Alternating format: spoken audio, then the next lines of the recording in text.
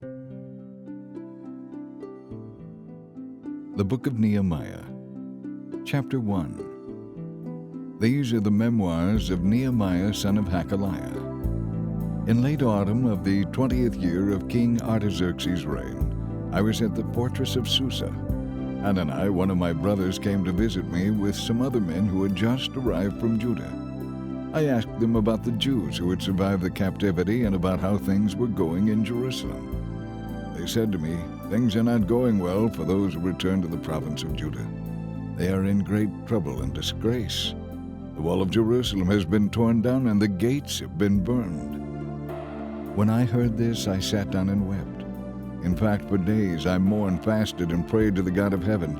Then I said, "O Lord God of heaven, the great and awesome God who keeps his covenant of unfailing love with those who love him and obey his commands, listen to my prayer. Look down and see me praying night and day for your people Israel. I confess that we have sinned against you. Yes, even my own family and I have sinned. You've sinned terribly by not obeying the commands, laws, and regulations that you gave us through your servant Moses. Please remember what you told your servant Moses. If you sin, I will scatter you among the nations. But if you return to me and obey my commands, even if you are exiled to the ends of the earth, I will bring you back to the place I have chosen for my name to be honored. We are your servants, the people you rescued by your great power and might. O Lord, please hear my prayer. Listen to the prayers of those of us who delight in honoring you. Please grant me success now as I go to ask the king for a great favor. Put it into his heart to be kind to me." In those days I was the king's cupbearer. Chapter 2. Early the following spring, during the 20th year of King Artaxerxes' reign, I was serving the king his wine. I had never appeared sad in his presence before this time. So the king asked me, "Why are you so sad? You aren't sick, are you? You look like a man with deep troubles." Then I was badly frightened, but I replied, "Long live the king. Why shouldn't I be sad? For the city where my ancestors are buried is in ruins, and the gates have been burned down." The king asked. "Well, how can I help you?" With a prayer to the God of heaven, I replied, "If it please your majesty, and if you are pleased with me, your servant, send me to Judah to rebuild the city where my ancestors are buried." The king, with the queen sitting beside him, asked, "How long will you be gone? When will you return?" So the king agreed, and I set a date for my departure. I also said to the king, "If it please your majesty, give me letters to the governors of the province west of the Euphrates River, instructing them to let me travel safely through their territories on my way to Judah. And please send a letter to Asaph, the manager of the king's forest, instructing him to give me timber. I will need it to make beams for the gates of the temple fortress, for the city walls, and for a house for myself." And the king granted these requests, because the gracious hand of God was on me. When I came to the governors of the province west of the Euphrates River, I delivered the king's letters to them. The king, I should add, had sent along army officers and horsemen to protect me. But when Sanballat the Horonite and Tobiah the Ammonite official heard of my arrival, they were very angry that someone had come who was interested in helping Israel. 3 days after my arrival at Jerusalem, I slipped out during the night, taking only a few others with me. I had not told anyone about the plans God had put in my heart for Jerusalem. We took no pack animals with us except the donkey that I myself was riding. I went out through the valley gate, past the jackal's well, and over to the dung gate to inspect the broken walls and burned gates. Then I went to the fountain gate and to the king's pool, but my donkey couldn't get through the rubble. So I went up the Kidron Valley instead, inspecting the wall before I turned back and entered again at the valley gate. The city officials did not know I had been out there or what I was doing, for I had not yet said anything to anyone about my plans. I had not yet spoken to the religious and political leaders, the officials, or anyone else in the administration. But now I said to them, "You know full well the tragedy of our city. It lies in ruins, and its gates are burned. Let us rebuild the wall of Jerusalem and rid ourselves of this disgrace." Then I told them about how the gracious hand of God had been on me and about my conversation with the king. They replied at once, "Good, let's rebuild the wall." So they began the good work. But when Sanballat, Tobiah, and Geshem the Arab heard of our plan, they scoffed contemptuously. "What are you doing, rebelling against the king like this?" They asked. But I replied, The God of heaven will help us succeed. We, his servants, will start rebuilding this wall, but you have no stake or claim in Jerusalem. Chapter 3. Then Eliashib the high priest and the other priests started to rebuild at the sheep gate. They dedicated it and set up its doors, building the wall as far as the Tower of the 100, which they dedicated, and the Tower of Hananel. People from the city of Jericho worked next to them, and beyond them was Zachar son of Imri. The fish gate was built by the sons of Hasaneah. They did the whole thing, laid the beams, hung the doors, and put the bolts and bars in place. Meremoth son of Uriah and grandson of Hakaz repaired the next section of wall. Beside him were Meshullam son of Berechiah and grandson of Meshezabel, and then Zadok son of Baanah. Next were the people from Tekoa, though their leaders refused to help. The old city gate was repaired by Joiada son of Paseah and Meshullam son of Besodiah. They laid the beams, set up the doors, and installed the bolts and bars. Next to them were Melatiah from Gibeon, Jadon from Meronoth, and people from Gibeon and Mizpah, the headquarters of the governor of the province west of the Euphrates River. Next was Uzziel, son of Harhiah, a goldsmith by trade, who also worked on the wall. Beyond him was Hananiah, a manufacturer of perfumes. They left out a section of Jerusalem as far as the broad wall. Raphiah, son of Hur, the leader of half the district of Jerusalem, was next to them on the wall.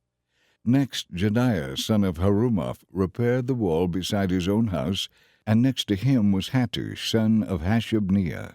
Then came Malchijah, son of Haram, and Hashub, son of Paeth Moab, who repaired the Tower of the Ovens, in addition to another section of the wall. Shallum, son of Halohesh, and his daughters repaired the next section. He was the leader of the other half of the district of Jerusalem. The people from Zanoah, led by Hanan, rebuilt the valley gate, hung its doors, and installed the bolts and bars. They also repaired the 1,500 feet of wall to the dung gate. The dung gate was repaired by Malchijah, son of Rechab, the leader of the Beth Hakkerem district. After rebuilding it, he hung the doors and installed the bolts and bars.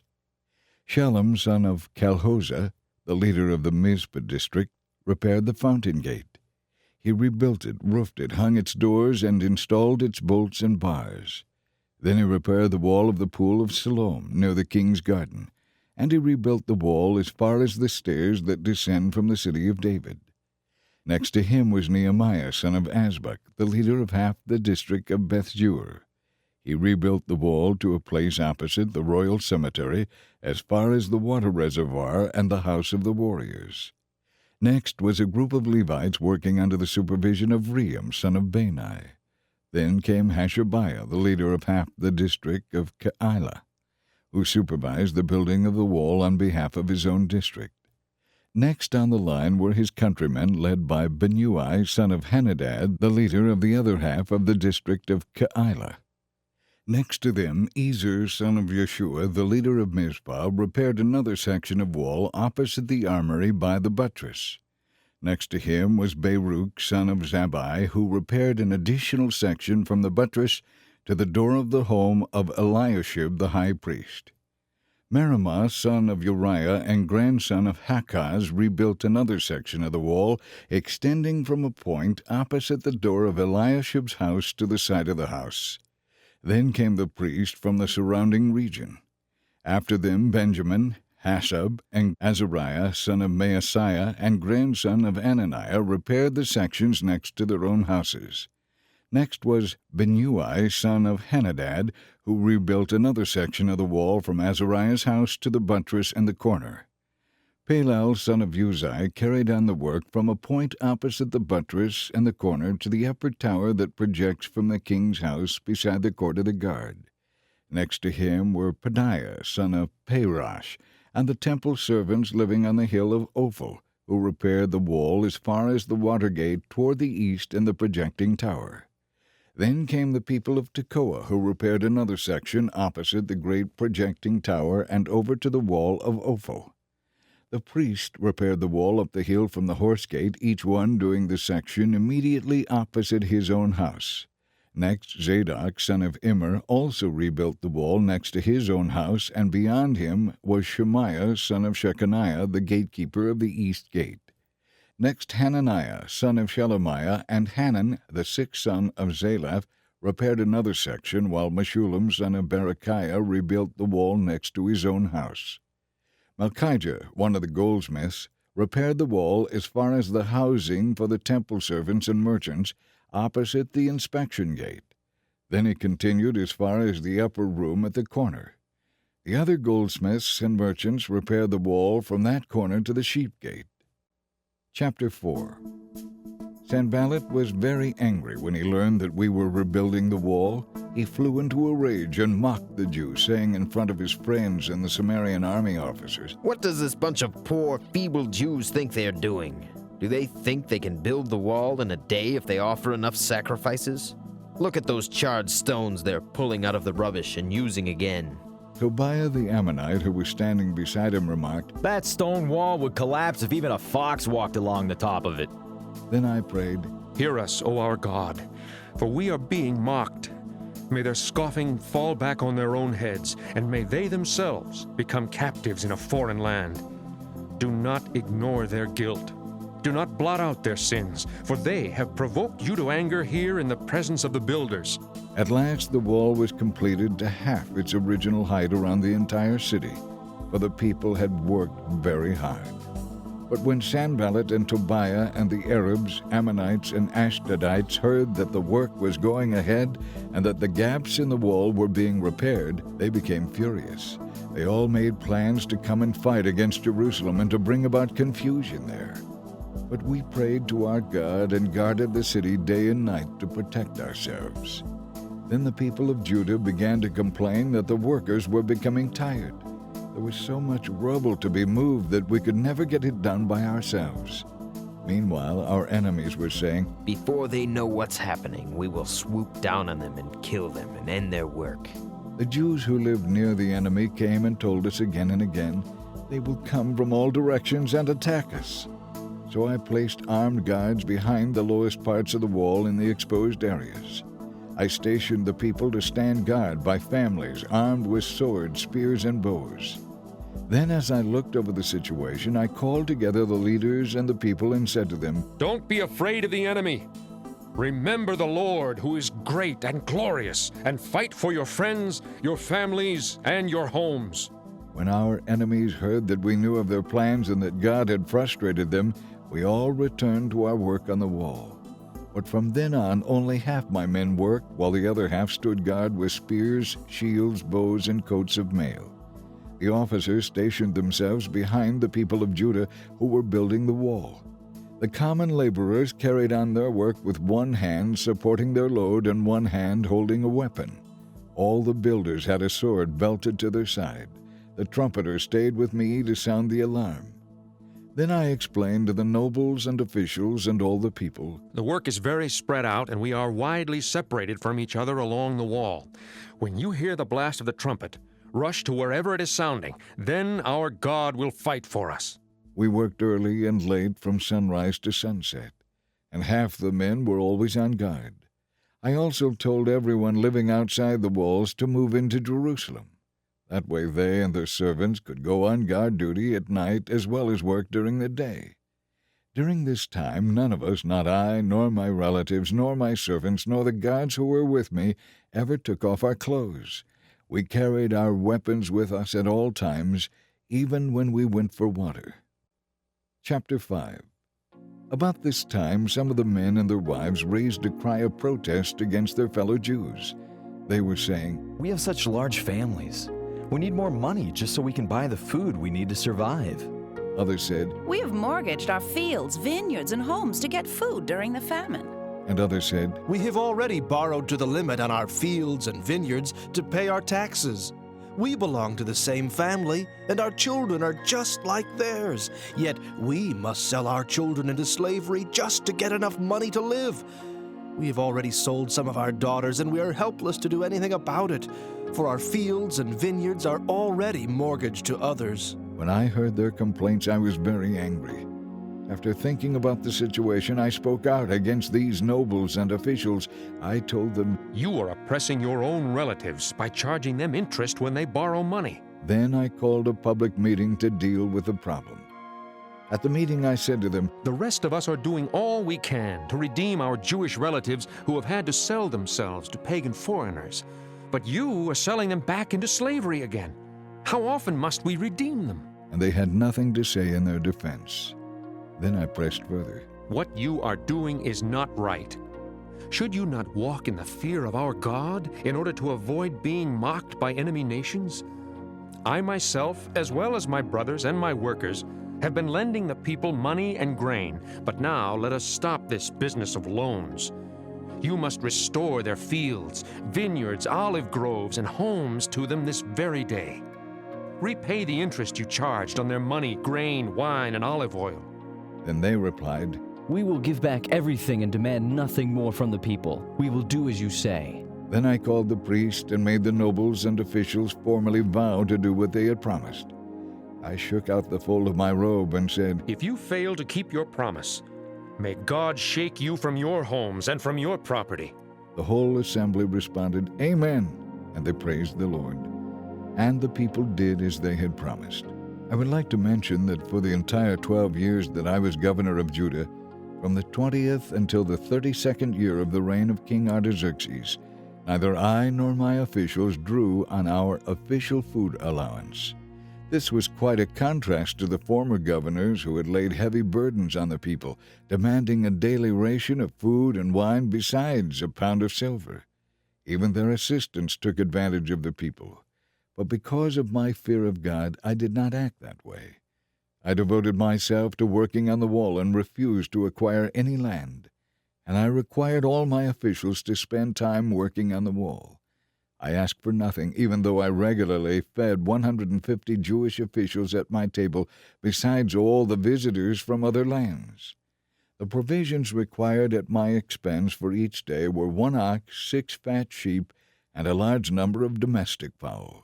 And every 10 days we needed a large supply of all kinds of wine. Yet I refused to claim the governor's food allowance because the people were already having a difficult time. Remember, O my God, all that I have done for these people, and bless me for it. Chapter 6. When Sanballat, Tobiah, Geshem the Arab, and the rest of our enemies found out that I had finished rebuilding the wall and that no gaps remained, though we had not yet hung the doors and the gates, Sanballat and Geshem sent me a message asking me to meet them at one of the villages in the plain of Ono. But I realized they were plotting to harm me, so I replied by sending this message to them. I am doing a great work. I cannot stop to come and meet with you.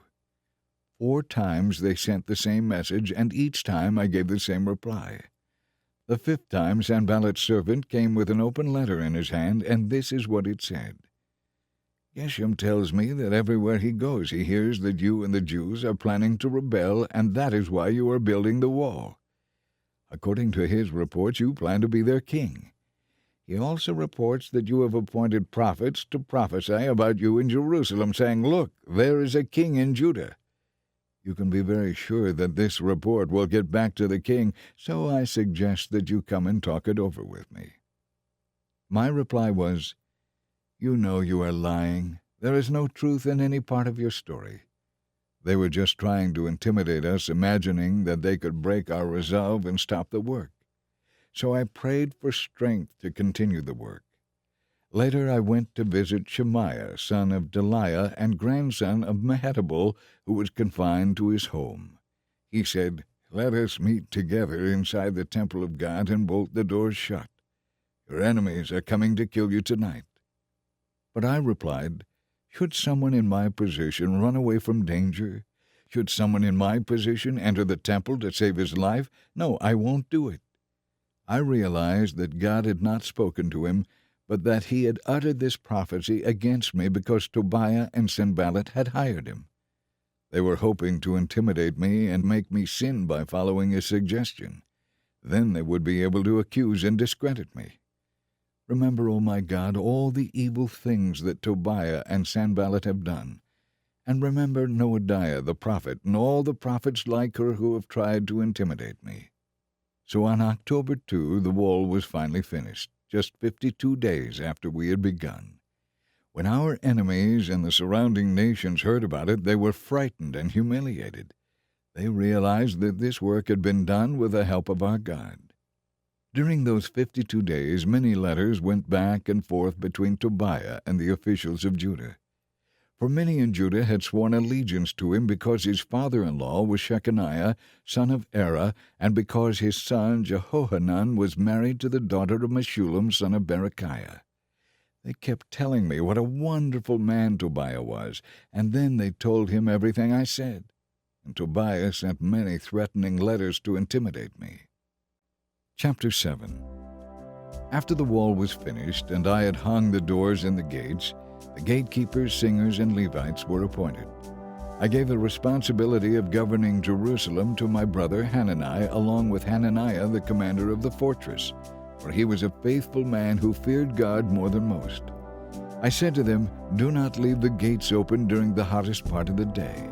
And while the gatekeepers are still on duty, have them shut and bar the doors. Appoint the residents of Jerusalem to act as guards, everyone on a regular watch. Some will serve at the regular post, and some in front of their own homes." At that time the city was large and spacious, but the population was small, and only a few houses were scattered throughout the city. So my God gave me the idea to call together all the leaders of the city along with the ordinary citizens for registration. I had found the genealogical record of those who had first returned to Judah. This is what was written there. Here is the list of the Jewish exiles of the provinces who returned from their captivity to Jerusalem and to the other towns of Judah. They had been deported to Babylon by King Nebuchadnezzar. Their leaders were Zerubbabel, Jeshua, Nehemiah, Sariah, Realiah, Nehemiah, Mordecai, Bilshan, Mispar, Bigvai, Rehum, and Baanah. This is the number of men of Israel who returned from exile. The family of Parash, 2,172. The family of Shephatiah, 372. The family of Erah, 652. The family of Pahath Moab, descendants of Jeshua and Joab, 2,818. The family of Elam, 1,254. The family of Zatchu, 845. The family of Zekai, 760. The family of Bani, 648. The family of Bebai, 628. The family of Azgad, 2,322. The family of Adoniakim, 667. The family of Bigvai, 2,067. The family of Adin, 655. The family of Ater, descendants of Hezekiah, 98. The family of Hashem, 328. The family of Bezai, 324. The family of Jorah, 112. The family of Gibbar, 95. The peoples of Bethlehem and Netophah, 188. The people of Anathoth, 128. The people of Beth Azmaveth, 42. The peoples of Kiriath-Jearim, Kephirah, and Beeroth, 743. The peoples of Ramah and Geba, 621. The people of Michmash, 122. The peoples of Bethel and Ai, 123. The people of Nebo, 52. The citizens of Elam, 1,254. The citizens of Harim, 320. The citizens of Jericho, 345. The citizens of Lod, Hadid, and Ono, 721. The citizens of Sineah, 3,930. These are the priests who returned from exile, the family of Jediah, through the line of Jeshua, 973. The family of Immer, 1,052. The family of Pashur, 1,247. The family of Harim, 1,017. These are the Levites who returned from exile, the families of Jeshua and Kadmiel, descendants of Hodaviah, 74. The singers of the family of Asaph, 148. The gatekeepers of the families of Shallum, Ater, Talmon, Akub, Hatita, and Shobai, 138. The descendants of the following temple servants returned from exile: Ziah, Hasupha, Tabioth, Kiras, Siaha, Padon, Lebana, Hagabah, Shalmai, Hanan, Giddel, Gehar, Reaiah, Rezin, Nekoda, Gazum, Uzzah, Paseah, Besai, Meunim, Nephusim, Bakbuk, Hakupha, Harhur, Baslith, Mahida, Harsha, Barkos, Sisera, Tema, Neziah, and Hatipha. The descendants of these servants of King Solomon returned from exile: Sotai, Sophirith, Peruda, Jaala, Darkon, Giddel, Shephatiah, Hattil, Pokereth, Azabaim, and Amai. In all, the temple servants and the descendants of Solomon's servants numbered 392. Another group returned to Jerusalem at this time from the towns of Tel Melah, Tel Harsha, Kerub, Adan, and Immer. However, they could not prove that they or their families were descendants of Israel. This group included the families of Deliah, Tobiah, and Nekoda, a total of 642 people. 3 families of priests, Hobiah, Hakkoz, and Barzillai, also returned to Jerusalem. This Barzillai had married one of the daughters of Barzillai from Gilead and had taken her family name. But they had lost their genealogical records, so they were not allowed to serve as priests. The governor would not even let them eat the priest's share of food from the sacrifices until there was a priest who could consult the Lord about the matter by means of sacred lots. So a total of 42,360 people returned to Judah, in addition to 7,337 servants and 245 singers, both men and women. They took with them 736 horses, 245 mules, 435 camels, and 6,720 donkeys. Some of the family leaders gave gifts for the work. The governor gave to the treasury 1,000 gold coins, 50 gold basins, and 530 robes for the priests. The other leaders gave to the treasury a total of 20,000 gold coins and some 2,750 pounds of silver for the work. The rest of the people gave 20,000 gold coins, about 2,500 pounds of silver, and 67 robes for the priests. So the priests, the Levites, the gatekeepers, the singers, the temple servants, along with some of the people, that is to say all Israel, settled in their own towns. Now in mid-autumn, when the Israelites had settled in their towns, all the people assembled together as one person at the square just inside the water gate. They asked Ezra the scribe to bring out the book of the law of Moses, which the Lord had given for Israel to obey.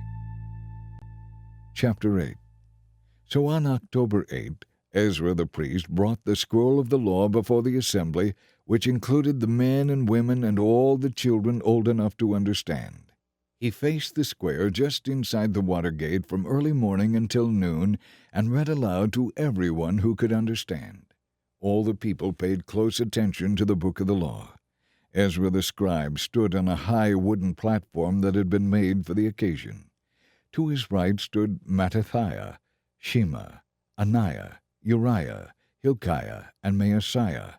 To his left stood Pedaiah, Mishael, Malchijah, Hashem, Hashbaddanah, Zechariah, and Meshullam. Ezra stood on the platform in full view of all the people. When they saw him open the book, they all rose to their feet. Then Ezra praised the Lord, the great God, and all the people chanted, "Amen, Amen," as they lifted their hands toward heaven. Then they bowed down and worshipped the Lord with their faces to the ground. Now the Levites, Jeshua, Bani, Sherebiah, Jamin, Akub, Shabbathiah, Hodiah, Maaseiah, Kelita, Azariah, Jozabad, Hanan, and Peliah, instructed the people who were standing there. They read from the book of the law of God and clearly explained the meaning of what was being read, helping the people understand each passage. Then Nehemiah the governor, Ezra the priest and scribe, and the Levites who were interpreting for the people said to them, "Don't weep on such a day as this, for today is a sacred day before the Lord your God." All the people had been weeping as they listened to the words of the law. And Nehemiah continued, "Go and celebrate with a feast of choice foods and sweet drinks, and share gifts of food with people who have nothing prepared. This is a sacred day before our Lord. Don't be dejected and sad, for the joy of the Lord is your strength." And the Levites too quieted the people, telling them, "Hush, don't weep, for this is a sacred day." So the people went away to eat and drink at a festive meal, to share gifts of food, and to celebrate with great joy because they had heard God's words and understood them. On October 9, the family leaders and the priests and Levites met with Ezra to go over the law in greater detail. As they studied the law, they discovered that the Lord had commanded through Moses that the Israelites should live in shelters during the festival to be held that month. He had said that a proclamation should be made throughout their towns, and especially in Jerusalem, telling the people to go to the hills to get branches from olive, wild olive, myrtle, palm, and fig trees. They were to use these branches to make shelters in which they would live during the festival as it was prescribed in the law. So the people went out and cut branches and used them to build shelters on the roofs of their houses, in the courtyards of God's temple, or in the squares just inside the water gate and the Ephraim gate. So everyone who had returned from captivity lived in these shelters for the 7 days of the festival, and everyone was filled with great joy. The Israelites had not celebrated this way since the days of Joshua, son of Nun. Ezra read from the book of the law of God on each of the 7 days of the festival. Then, on October 15, they held a solemn assembly as the law of Moses required.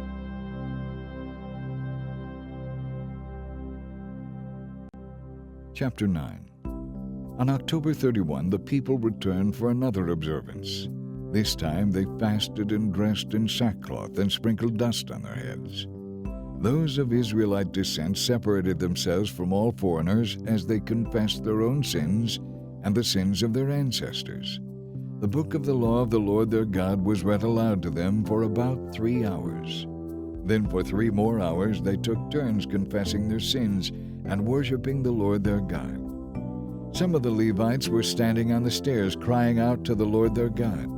Their names were Yeshua, Bani, Kadmiel, Shebaniah, Bunai, Sherebiah, Bani, and Kenani. Then the leaders of the Levites, Yeshua, Kadmiel, Bani, Hashabniah, Sherebiah, Hodiah, Shebaniah, and Pethahiah, called out to the people, "Stand up and praise the Lord your God, for he lives from everlasting to everlasting." Then they continued, "Praise his glorious name. It is far greater than we can think or say. You alone are the Lord. You made the skies and the heavens and all the stars. You made the earth and the seas and everything in them. You preserve and give life to everything, and all the angels of heaven worship you. You are the Lord God, who chose Abram and brought him from Ur of the Chaldeans and renamed him Abraham.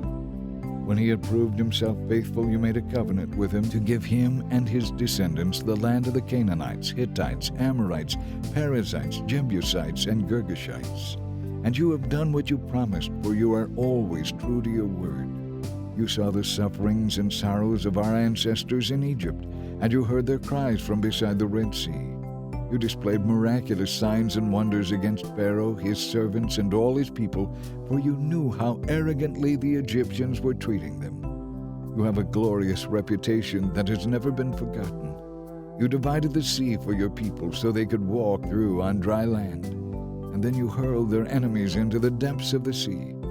They sank like stones beneath the mighty waters. You led our ancestors by a pillar of cloud during the day and a pillar of fire at night so that they could find their way. You came down on Mount Sinai and spoke to them from heaven. You gave them regulations and instructions that were just and laws and commands that were true. You instructed them concerning the laws of your holy Sabbath, and you commanded them through Moses your servant to obey all your commands, laws, and instructions. You gave them bread from heaven when they were hungry and water from the rock when they were thirsty. You commanded them to go and take possession of the land you had sworn to give them. But our ancestors were a proud and stubborn lot, and they refused to obey your commands. They refused to listen and did not remember the miracles you had done for them. Instead, they rebelled and appointed a leader to take them back to their slavery in Egypt. But you are a God of forgiveness, gracious and merciful, slow to become angry, and full of unfailing love and mercy.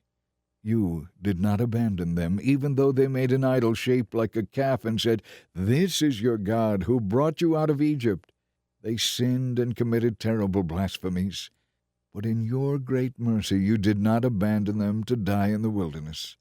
The pillar of cloud still led them forward by day, and the pillar of fire showed them the way through the night. You sent your good Spirit to instruct them, and you did not stop giving them bread from heaven or water for their thirst. For 40 years you sustained them in the wilderness. They lacked nothing in all that time. Their clothes did not wear out, and their feet did not swell. Then you helped our ancestors conquer great kingdoms and many nations, and you placed your people in every corner of the land. They completely took over the land of King Sihon of Heshbon and the land of King Og of Bashan. You made their descendants as numerous as the stars in the sky and brought them into the land you had promised to their ancestors. They went in and took possession of the land. You subdued whole nations before them. Even the kings and the Canaanites who inhabited the land were powerless. Your people could deal with them as they pleased. Our ancestors captured fortified cities and fertile land. They took over houses full of good things with cisterns already dug and vineyards and olive groves and orchards in abundance. So they ate until they were full and grew fat and enjoyed themselves in all your blessings. But despite all this, they were disobedient and rebelled against you. They threw away your law, they killed the prophets who encouraged them to return to you, and they committed terrible blasphemies. So you handed them over to their enemies. But in their time of trouble they cried to you, and you heard them from heaven. In great mercy you sent them deliverers who rescued them from their enemies. But when all was going well, your people turned to sin again, and once more you let their enemies conquer them.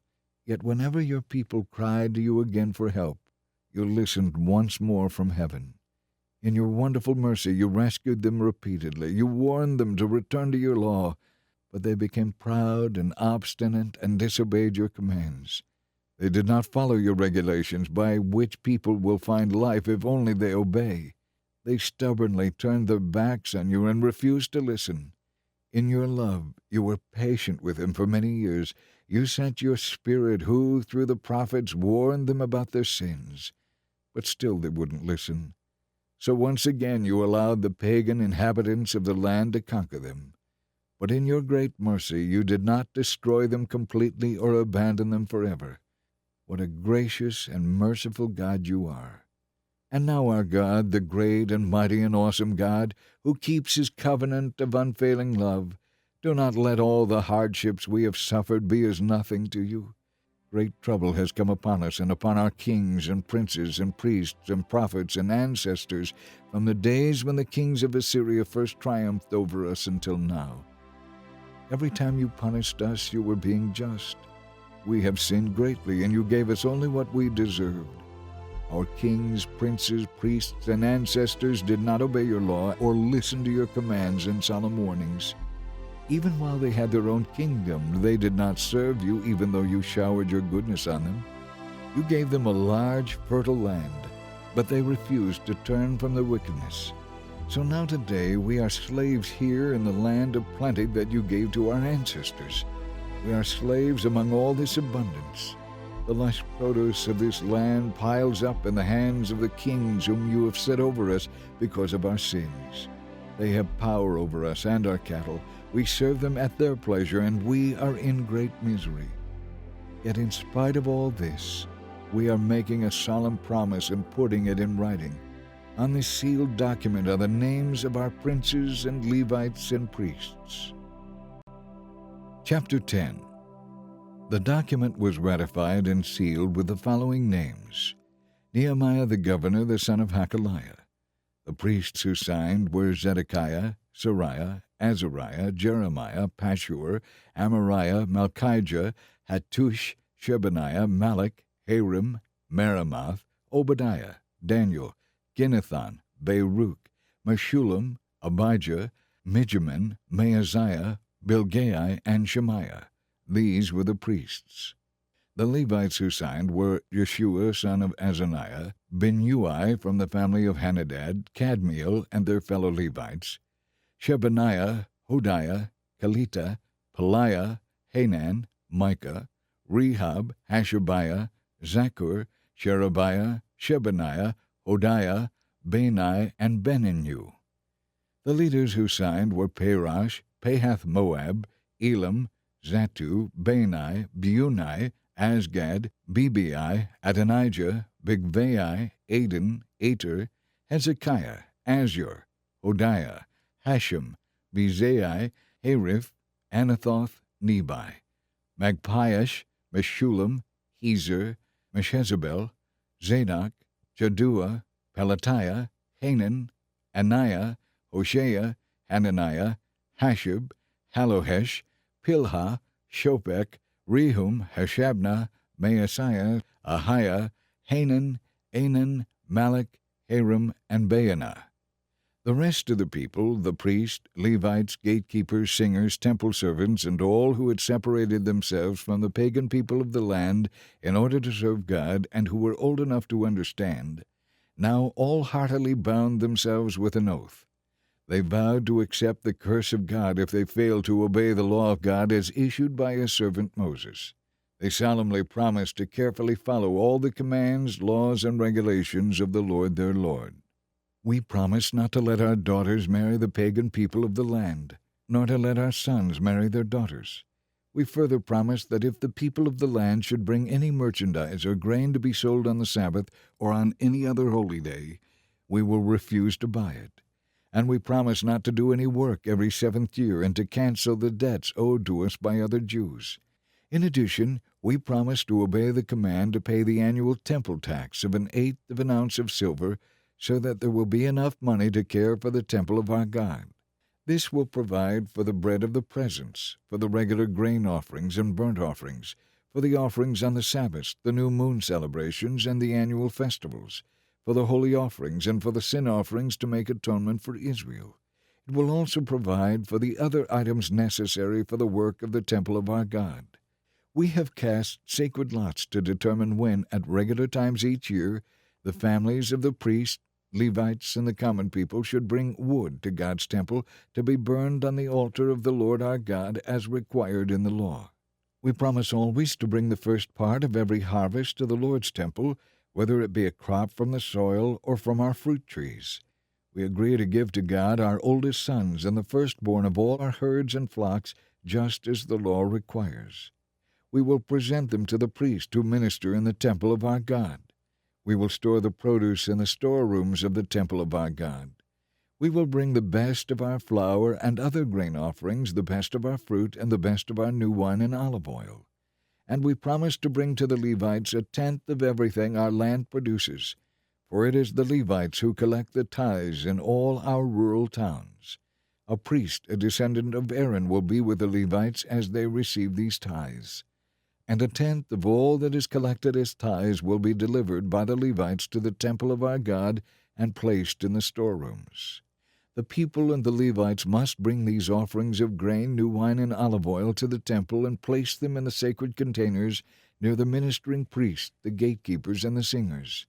So we promise together not to neglect the temple of our God. Chapter 11. Now the leaders of the people were living in Jerusalem, the holy city, at this time. 1/10 of the people from the other towns of Judah and Benjamin were chosen by sacred lots to live there too, while the rest stayed where they were. And the people commended everyone who volunteered to resettle in Jerusalem. Here is a list of the names of the provincial officials who came to Jerusalem. Most of the people, priests, Levites, temple servants, and descendants of Solomon's servants, continued to live in their own homes in the various towns of Judah. But some of the people from Judah and Benjamin resettled in Jerusalem. From the tribe of Judah, Athaiah, son of Uzziah, son of Zechariah, son of Amariah, son of Shephatiah, son of Mahalalel, of the family of Perez, and Maaseiah, son of Baruch, son of Calhuzah, son of Haziah, son of Adiah, son of Joiarib, son of Zechariah of the family of Shelah. There were also 468 descendants of Perez who lived in Jerusalem, all outstanding men. From the tribe of Benjamin, Sallu, son of Meshullam, son of Joed, son of Pedaiah, son of Koliah, son of Maaseiah, son of Ithiel, son of Jeshiah, and after him there were Gabbai and Sallai, and a total of 928 relatives.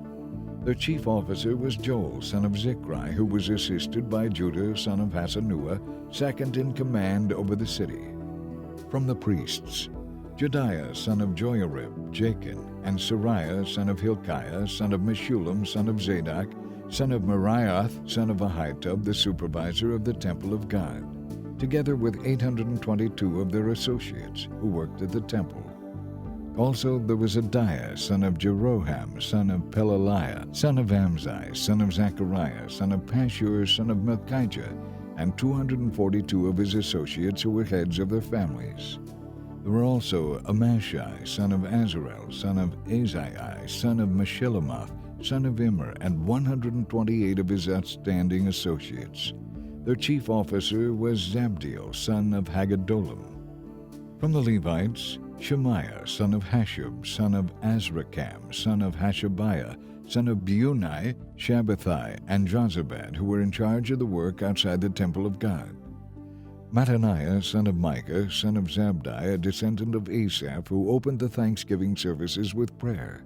Bakbakiah, who was Mattaniah's assistant, and Abda, son of Shemua, son of Galal, son of Jeduthun.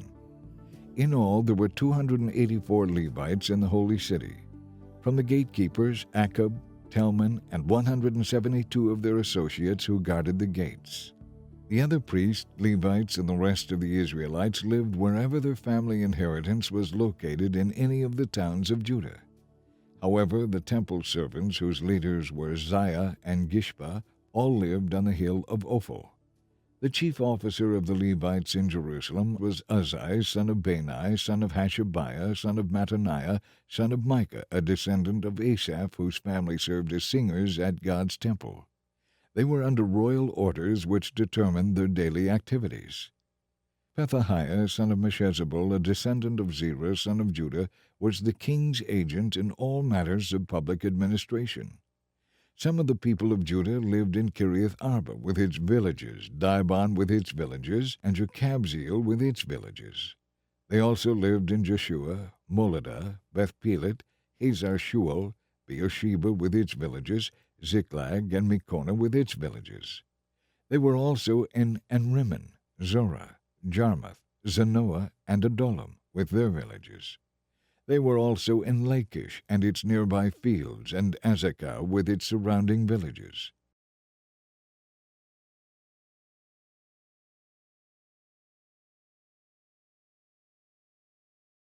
So the people of Judah were living all the way from Beersheba to the valley of Hinnom. Some of the people of Benjamin lived at Geba, Michmash, Ahijah, and Bethel with its surrounding villages. They were also in Anathoth, Nob, Ananiah, Hazor, Ramah, Gittaim, Hadid, Zeboim, Neballat, Lod, Ono, and the valley of Craftsman. Some of the Levites who lived in Judah were sent to live with the tribe of Benjamin. Chapter 12. Here is the list of the priests and Levites who had returned with Zerubbabel, son of Shealtiel, and Yeshua the high priest: Sariah, Jeremiah, Ezra, Amariah, Malach, Hattush, Shechaniah, Harim, Meremoth, Iddo, Ginnathan, Abijah, Meniamin, Moadiah, Bilgah, Shemaiah, Joiarib, Jediah, Sallu, Amok, Hilkiah, and Jediah. These were the leaders of the priests and their associates in the days of Yeshua. The Levites who had returned with them were Yeshua, Binnui, Kadmiel, Sherebiah, Judah, and Mattaniah, who with his associates was in charge of the songs of thanksgiving. Their associates Bakbukiah and Unai stood opposite them during the service. Yeshua the high priest was the father of Joachim. Joachim was the father of Eliashib. Eliashib was the father of Joiada. Joiada was the father of Johanan. Johanan was the father of Jadua. Now when Joachim was high priest, the family leaders of the priests were as follows. Moriah was leader of the family of Sariah. Hananiah was leader of the family of Jeremiah. Meshullam was leader of the family of Ezra. Jehohanan was leader of the family of Amariah. Jonathan was leader of the family of Melech. Joseph was leader of the family of Shechaniah. Adnah was leader of the family of Harim. Hilkiah was leader of the family of Meremoth. Zechariah was leader of the family of Iddo. Meshullam was leader of the family of Ginnethon. Zichri was leader of the family of Abijah. There was also a leader of the family of Meniamin. Piltai was leader of the family of Moadiah. Shemuah was leader of the family of Bilgah. Jehonathan was leader of the family of Shemaiah. Mattani was leader of the family of Joiarib. Uzzi was leader of the family of Jediah. Kelai was leader of the family of Salu. Eber was leader of the family of Amok. Hashabiah was leader of the family of Hilkiah. Nethanel was leader of the family of Jediah. During the reign of Darius II of Persia, a list was compiled of the family leaders of the Levites and the priests in the days of the following high priest: Eliashib, Joiada, Johanan, and Jeduah. The heads of the Levite families were recorded in the book of history down to the days of Johanan, the grandson of Eliashib. These were the family leaders of the Levites: Hashabiah, Sherebiah, Yeshua, Binnui, Kadmiel, and other associates who stood opposite them during the ceremonies of praise and thanksgiving, one section responding to the other just as commanded by David, the man of God. This included Mattaniah, Bakbukiah, and Obadiah. Meshullam, Talmon, and Akub were the gatekeepers in charge of the storerooms at the gates. These all served in the days of Joachim, son of Jeshua, son of Jehozadak, and in the days of Nehemiah the governor, and of Ezra the priest and scribe. During the dedication of the new wall of Jerusalem, the Levites throughout the land were asked to come to Jerusalem to assist in the ceremonies. They were to take part in the joyous occasion with their songs of thanksgiving and with the music of cymbals, lyres, and harps. The singers were brought together from Jerusalem and its surrounding villages and from the villages of the Netophathites. They also came from Beth Gilgal and the area of Geba and Asmaveth, for the singers had built their own villages around Jerusalem. The priests and Levites first dedicated themselves, then the people, the gates, and the wall. I led the leaders of Judah to the top of the wall and organized 2 large choirs to give thanks. One of the choirs proceeded southward along the top of the wall to the dung gate. Hoshea and half the leaders of Judah followed them, along with Azariah, Ezra, Meshullam, Judah, Benjamin, Shemaiah, Jeremiah, and some priests who played trumpets. Then came Zechariah, son of Jonathan, son of Shemaiah, son of Mattaniah, son of Micaiah, son of Zaccur, a descendant of Asaph. And finally came Zechariah's colleagues, Shemaiah, Azrael, Malalai, Gilalai, Mai, Nethanel, Judah, and Hanani. They used the musical instruments prescribed by David, the man of God. Ezra the scribe led this procession. At the fountain gate they went straight up the steps on the ascent of the city wall toward the city of David. They passed the house of David and then proceeded to the water gate on the east. The second choir went northward around the other way to meet them. I followed them with the other half of the people along the top of the wall past the Tower of the Ovens to the broad wall, then past the Ephraim gate to the old city gate, past the fish gate and the Tower of Hananel, and went on to the Tower of the 100. Then we continued on to the sheep gate and stopped at the guard gate. The 2 choirs that were giving thanks then proceeded to the temple of God, where they took their places. So did I, together with a group of leaders who were with me. We went together with the trumpet-playing priests, Eliakim, Maaseiah, Meniamin, Micaiah, Elioenai, Zechariah, and Hananiah, and the singers Maaseiah, Shemaiah, Eleazar, Uzzi, Jehohanan, Melchijah, Elam, and Ezer. They played and sang loudly and clearly under the direction of Jezrahiah, the choir director. Many sacrifices were offered on that joyous day, for God had given the people cause for great joy. The women and children also participated in the celebration, and the joy of the people of Jerusalem could be heard far away. On that day men were appointed to be in charge of the storerooms for the gifts, the first part of the harvest, and the tithes. They were responsible to collect these from the fields as required by the law for the priests and Levites, for all the people of Judah valued the priests and Levites and their work. They performed the service of their God and the service of purification as required by the laws of David and his son Solomon, and so did the singers and the gatekeepers. The custom of having choir directors to lead the choirs in hymns of praise and thanks to God began long ago in the days of David and Asaph. So now, in the days of Zerubbabel and of Nehemiah, the people brought a daily supply of food for the singers, the gatekeepers, and the Levites. The Levites, in turn, gave a portion of what they received to the priests, the descendants of Aaron. Chapter 13. On that same day, as the book of Moses was being read, the people found a statement which said that no Ammonite or Moabite should ever be permitted to enter the assembly of God, for they had not been friendly to the Israelites when they left Egypt. Instead, they hired Balaam to curse them, though our God turned the curse into a blessing. When this law was read, all those of mixed ancestry were immediately expelled from the assembly. Before this had happened, Eliashib the priest, who had been appointed as supervisor of the storerooms of the temple of our God, and who was also a relative of Tobiah, had converted a large storage room and placed it at Tobiah's disposal. The room had previously been used for storing the grain offerings, frankincense, temple utensils, and tithes of grain, new wine, olive oil, and the special portion set aside for the priests.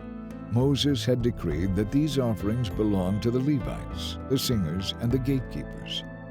I was not in Jerusalem at that time, for I had returned to the king in the 32nd year of the reign of King Artaxerxes of Babylon, though I later received his permission to return.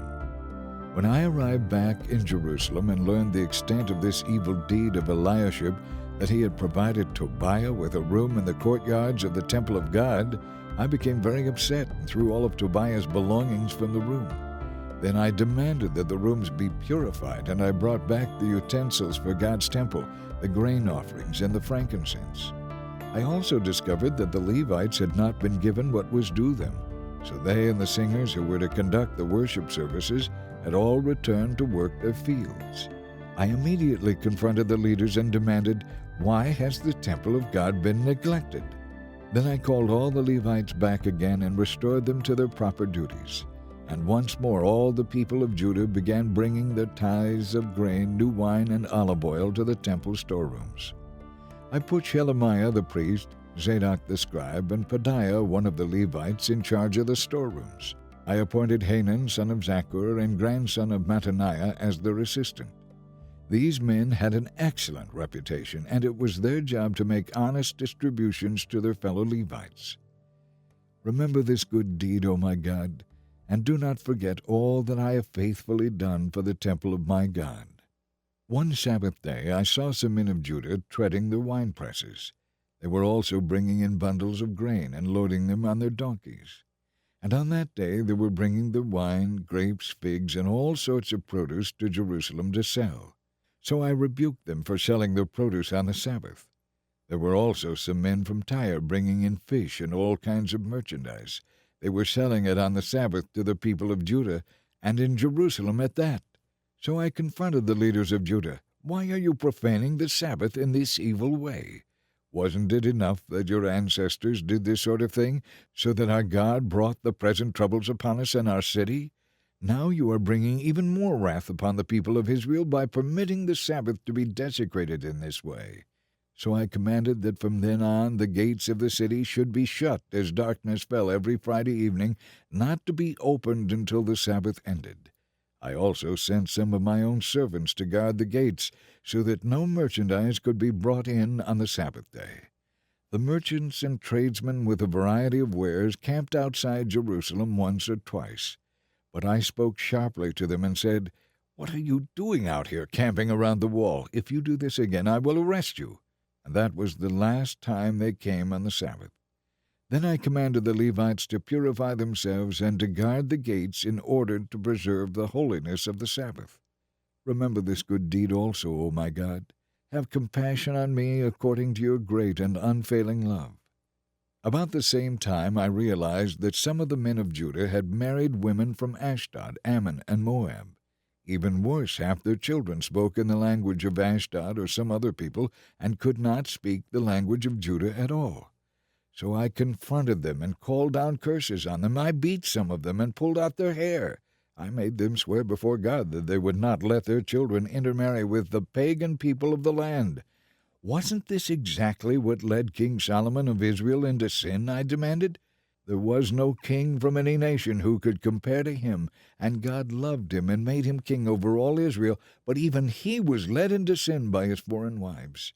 How could you even think of committing this sinful deed and acting unfaithfully toward God by marrying foreign women? One of the sons of Joiada, son of Eliashib the high priest, had married a daughter of Sanballat the Horonite, so I banished him from my presence. Remember them, O my God, for they have defiled the priesthood and the promises and vows of the priests and Levites. So I purged out everything foreign and assigned tasks to the priests and Levites, making certain that each knew his work.